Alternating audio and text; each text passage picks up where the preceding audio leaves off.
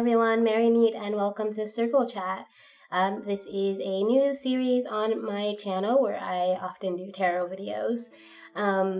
That's also changing up a little bit, but we'll get into that later. In the Circle Chat series, I just kind of talk about my beliefs and things that I believe in, why I believe them, and try to understand them because I'm kind of on a journey to figure out, where my soul is going, essentially, like what it is that I was sent here to learn and how I've used since, I've started this journey, what I've learned over time, how I can use that foundation to continue to grow. So I've been really just kind of reassessing and thinking about the things that I believe in. These videos aren't really scripted. I have a basic idea of like what I want to talk about and what my topics are, but I don't really write down any of my thoughts, so they kind of just come when I start recording. And really, I just do that because if I tried to take the time to script out my videos every week, I would end up procrastinating them a lot more. That's just been my pattern. If I try really hard to prepare for something like a video, I do this on my author channel as well, then it's a lot harder for me to come up with ideas instead of just having a topic and saying, okay, I'll talk about that thing. I hope you're okay with that. I hope the things I say make sense. So today I wanted to talk about love. I love love. I think it's like the most important thing, and for a very long time, and probably now.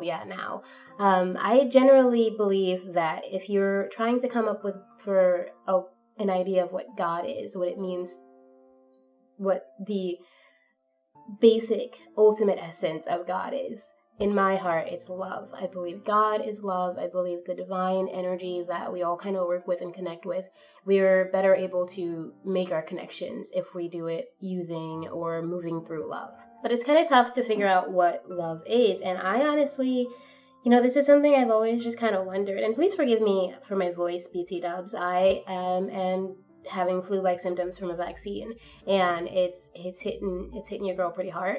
But I'll be okay, I promise. I've been drinking the teas, drinking the Theraflu, taking the meds, so we're all good. And that, that is self-love. Drinking tea, relaxing, taking care of yourself when you're ill, not pushing yourself too hard, not forcing yourself to do things that you're not happy or comfortable doing.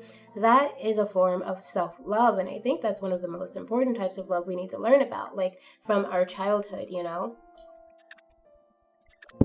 Like from birth, people should know what self-love is. We should know how to take care of ourselves. We should know how to listen when our bodies and our spirits are asking for healing, when we're sad, when we're upset. And obviously that's not something you're immediately going to know because you're a baby and kids don't know how to deal with emotions. They need to be taught. But it's something that I think is important for everyone to learn at any point in their life. If you can learn early on, if you have the kind of parents who taught you that, then bless you, you're very lucky. And I count myself in that lucky group because my mom always taught us to love ourselves. She always taught us to be proud of who we are and proud of what we've done and to kind of create infinite love. And that's kind of how she tries to live her life. And I know I've fallen short of that a lot. My idea of what it means to love is not the same as hers. It's not the same as a lot of people's. And a lot of people, I think, when it comes to self-love, that's a lot easier to conceptualize, taking care of yourself. It's not easy to do for a lot of people because it's, we're taught in a lot of ways, even if we have the best parents in the world, a lot of the world around us, a lot of the society around us teaches us that it's bad to love ourselves, that being proud of yourself or saying nice things about yourself is bragging or is cocky, or you're just like really narcissistic and into yourself because you love yourself. For a very long time, I had friends call me a narcissist, and I would like joke about it and feed into it because I loved myself, because I accepted that even if not everybody else thought I was pretty, I felt pretty when I wanted to. I felt beautiful when I wanted to. I felt awesome, and I still think I'm awesome. I think I'm a cool person. I think I do a lot of stuff for the world. I do a lot of stuff for other people, and I do a lot of stuff for me that I think is good. I do a lot of healing and trying to grow, and I think that I'm a good person, but I didn't, always think I was a good person. I did think that I had a lot of good things going for me, and just that alone, like just saying I'm a pretty girl, or just saying I'm smart because well, I am, I'm smart in a lot of ways, but just saying those things, complimenting myself makes people think that I'm suddenly a narcissist, which I learned as I grew up that that's not true, that I may have a lot more self-love than the average person, but I also have a lot of love for everyone else, for other people, and I give a lot and I care a lot, and I don't, you know, narcissism, I hate the idea that people think narcissists aren't human because they have a mental illness that needs to be treated. And the problem is that that mental illness makes them think they don't need to be treated, and that's where they have some struggle. However, I do know that many people who have narcissistic personality disorder don't know how to love. They don't know how to give it, they don't know how to receive it or accept it, and they twist it and turn it around and they use it for their own selfish needs. I know that happens and it sucks. It's not a good thing to do that. That's not something I think I've ever done. I don't use people's love. I accept love and I take it in and I give love as much as I possibly can. And if it's no longer serving either of us, then I'm very honest about that, because I think that is another form of love. Recognizing when things aren't working, recognizing when your attempts at loving a person is causing one or both of you harm, or however many are involved. Recognizing that you can love a person and not put yourself down for them, not have to be under their feet, not have to do everything they want you to do, not have to agree with them. You can love a person and not even have to like them. There are quite a few people that I do not like, but I love. And what I mean is, there are people I know that I would give the shirt off my back. If I have money to give and they're hungry, I will feed them. If I have, something to offer to them, I'll do it. But I don't want them like in my circle. I don't want to talk to them. I don't want to be around them. I don't want to like be their friend, because I love them, but I know that their presence can be harmful for me. And yeah, that's not everybody. I am very lucky to say that I don't feel like I have any enemies. I don't feel like I have anybody that I just don't like or don't love. I mean, there is someone I don't like, my stepdad, my mom's current husband, but like he's like nothing. Like he's a blip. He's not like something that I'm going to put a lot of angry energy into. He's not someone I'd consider an enemy. Just someone I just don't like and don't appreciate and don't want in my life, which same. I keep him out of my life. When I visit my mom, I am there for her and I am gentle and kind as I can be, unless he pushes me, because I'm also very blunt and honest. So like, but I generally will just ignore him, just kind of not put any energy into that. And that, in my head, is a form of me showing love to my mom, because she loves him and he's her husband and she's happy, or relatively like comfortable, I guess, content with him. And I am not going to sit there and bring drama into her relationship because I don't like her husband. I'm not going to do that, because I love her. I love her, and I'll put up with all kinds of crap for her, all kinds of shit for people I love, and that's just what you do. So there's self-love, there's familial love, which is like what I have for my family, what I have for people I may not like, but I can't help but have them in my heart and love them. And I have friends or people that were friends a long time ago and kind of came into a place of being almost like family. So I love them, even if I don't talk to them even anymore, even if I've pulled away from them. So I don't know if I would call that like friendship love. I would still call that familial love. It's like, I'm familiar to you, you're like family, and you're in my heart, and I love you, and we've had a lot of history, and we've had a lot of growth together. But I also love me. And I think, again, it comes down to that divine self-love, like real deep self-love, to where you can say, I love me so much that even though I love you, being around you, having you in my life hurts me. So I have to pull away. I'm not going to stop loving you. I'm not going to stop loving, the memories that we had together, the times that we spent together. But I do need to move myself to separate from you. And that, that's just loving. That is love to me. I don't think putting ourselves in a position where we're hurting ourselves or where we're struggling or suffering for someone else, I don't think that's real love. I think that is codependency or desperation, loneliness, fear. Quite often we do this because we're afraid that the person we love is going to leave us. We're afraid we're going to be abandoned. And like that is a huge thing for me. I have was diagnosed with bipolar disorder, but as I've grown over the years, I've come to believe it is closer to borderline personality disorder, and that, makes a lot of sense. I'm not going to go into that, but I do believe that my issues with abandonment stem from that.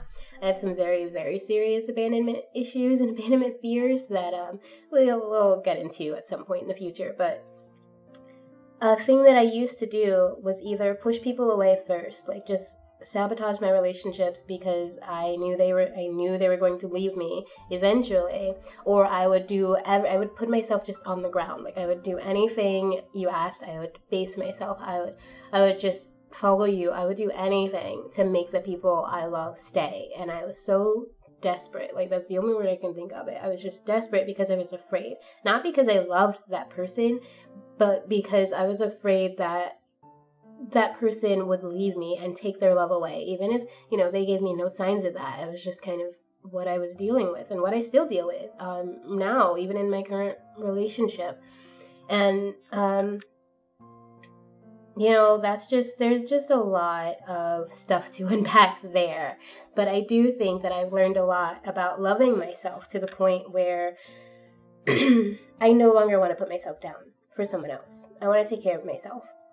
And that everything that I do, everything that you do should come from that point of self-love, where you're going to take care of yourself and make sure you're well and make sure you're knowing that you're loved and that you're valued as you give love to other people. You're not going to give so much to other people that you drain yourself, that you weaken your spirit, because that's no longer an act of love. At some point that becomes violence to yourself, I think. At some point that just becomes you hurting yourself for someone else, and that's not love. That's not healthy. And then, this divine self-love comes, of course, from divine love, the love of God, it's the love of deity. And that, I'm sorry if you hear the alarm out there. It's really weird. It's like a yipping dog, but it's an alarm. I don't know. But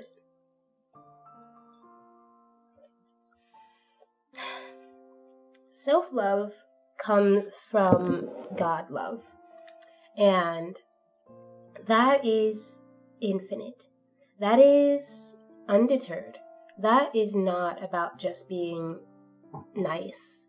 That love, that endless, constant love, can be devastating. It can be exciting. It can be beautiful. It can be, heart-wrenching, depending on how it's felt and where it's felt. Like if you've ever met someone who's like gone into trance and they've started to cry, or they've had some really spiritual, profound thing, and either they've been filled with bliss and joy, or they were just really sad and like purging all the things from their past. Like all of that is an experience of divine love. You feel it surging through you. I remember this one time I was out with a friend and we were walking all over Chicago, and we were not sober, but we sat down by Lake Michigan, in Chicago, and the waves were just kind of like crashing up against there was like a wall. It wasn't a beach, it was like a concrete wall, and the waves were like crashing up and shooting into the sky. And I just remember I started crying, and I started crying so hard, and my friend excuse me, I burped because I'm classy. And my friend, he kind of laughed at me, and he was like, "What's going on?" I was like, "I see it. I can see everything. I can see the whole city. I can see all the life in this lake. I can see all the death in this lake. Everything. All the people who are awake, who are sleeping, who are walking around. I can see it and I can feel it, and I love them. I love it all so much." And I was just bawling my eyes out. And I had this was one of the most. This was years ago. This was almost 10 years ago. This was like 2011, 2012.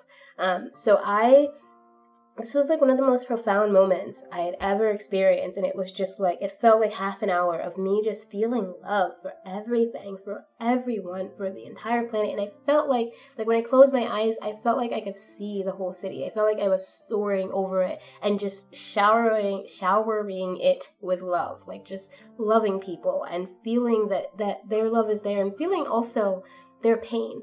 Because when you love someone and when you have an open heart to them, quite often that's their pain is going to come through. Everyone has experienced pain in the world, and if you're feeling that kind of massive connection, then you're also going to take in the pain.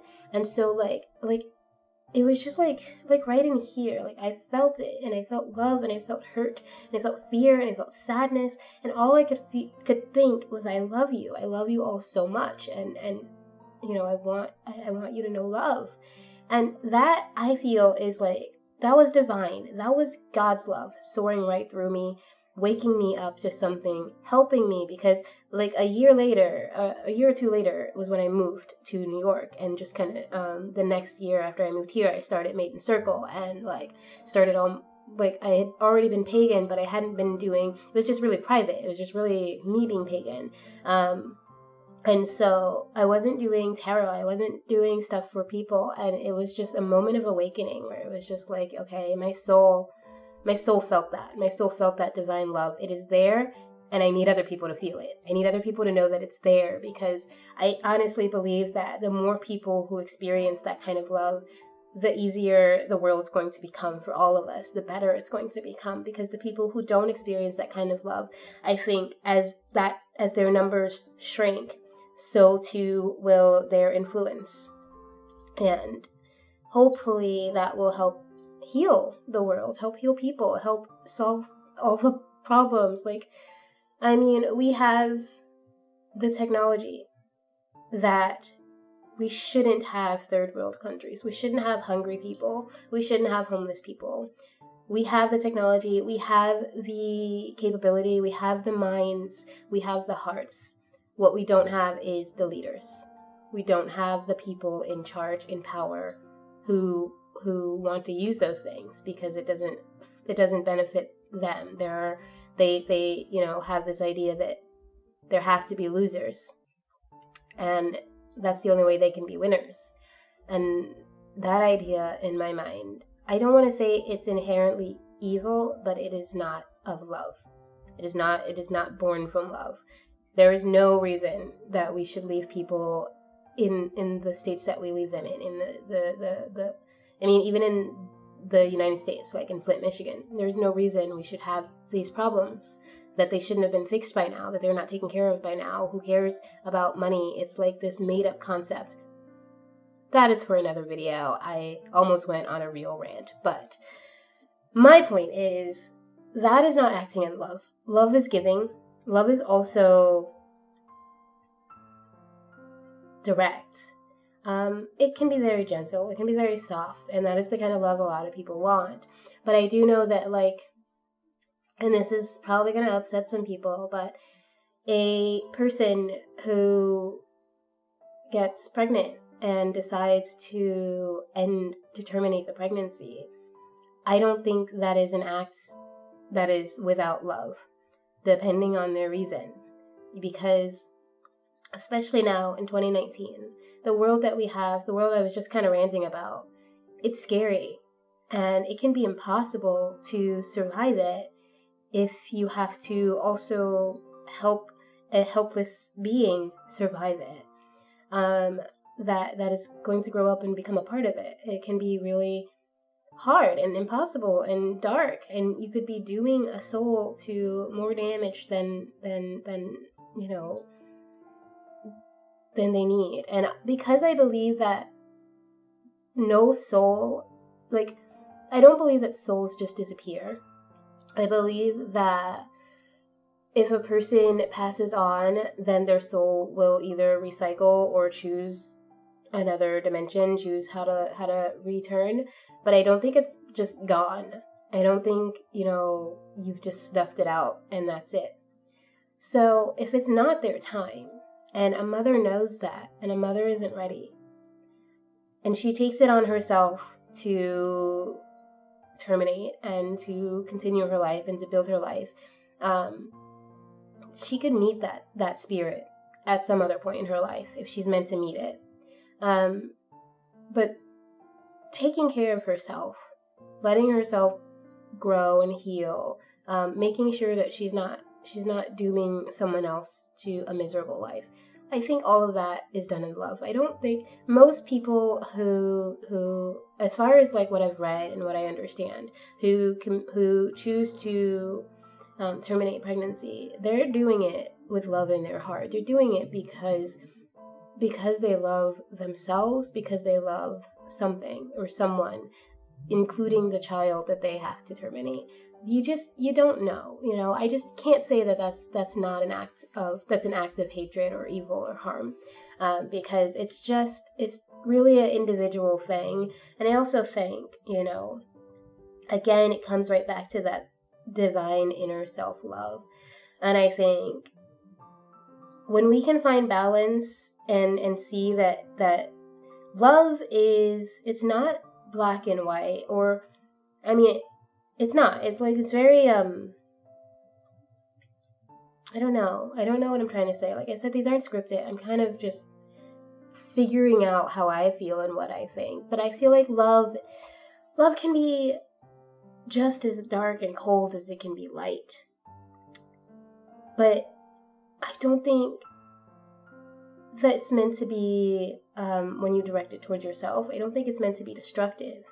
I think it's meant to teach us things. And if destruction happens along the way of those lessons, then that's just kind of what we needed to happen. And that is an example of divine love. I think person-to-person love should be a lot more gentle. It should be kinder. It should be softer. It should be more about healing and uplifting and caring. But I think when we think of God love, we have to look at it as a more, almost like a computer. What is best for you? It's like God love being directed to a person and saying, okay, what path is going to help your spirit grow in the way that it needs to? What path is going to take you to where you need to go, so that either by the end of this lifetime or the next lifetime, you're that much closer to spiritual enlightenment, to ascension. And like, I feel that the hardships that we go through in life, depending on the choices we make, can be a form of God love, of divine love. And I also feel that in conjunction with that God love, we have to give ourselves more gentle earth love, like healing love, caring love.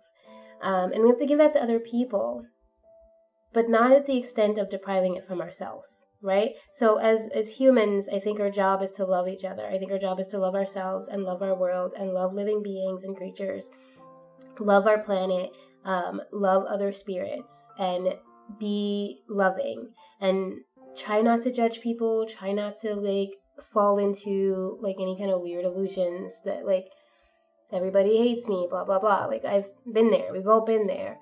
But I think it's just really important that we learn how to love in a very pure, unconditional way. And when I say unconditional, I mean unconditional. I love everyone. Like I said, I may not like a lot of people, but I'm not going to, there's no one I hate, okay?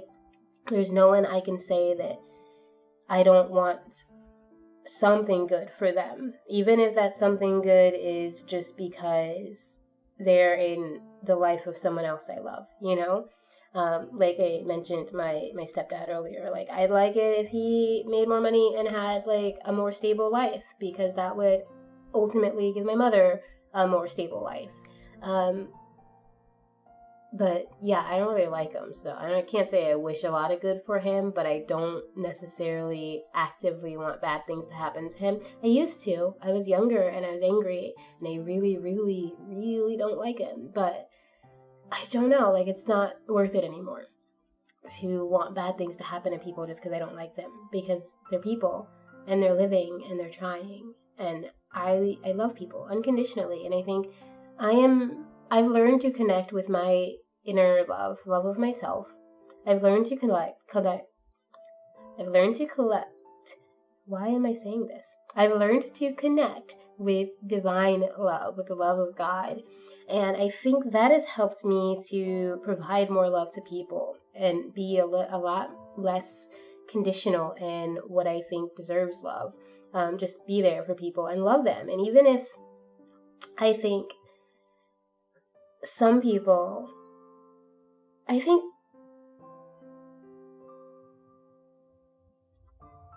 I guess this is a strange thing to say, but when it comes to God love, when it comes to deity, I think stopping a soul before it can cause great damage so that it can go back and reassess and come back maybe and make better choices. I think that is something the divine makes choices about. I think that is an act of love from God. And obviously, I don't mean that everyone should die. I don't want that.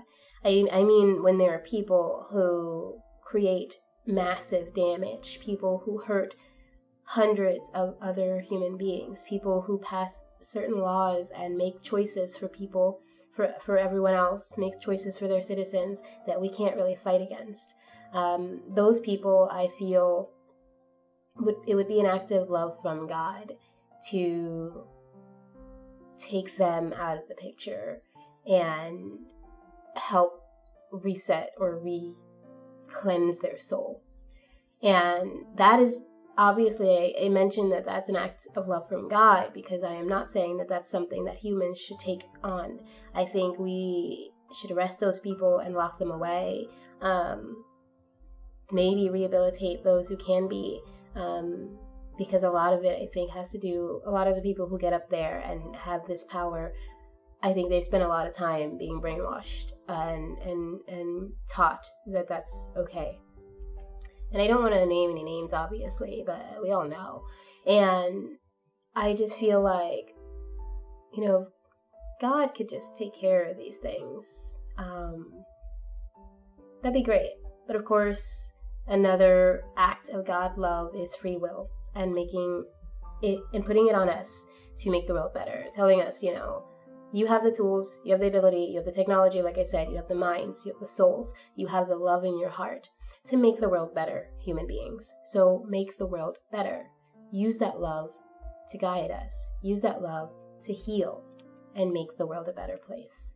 And honestly, like, I don't know how everyone's going to do it. Don't know how we're going to end up, how this is going to play out. But I do know that if we let ourselves be led by divine love, we'll be a lot more equipped to handle and create person-to-person love and personal inner self-love.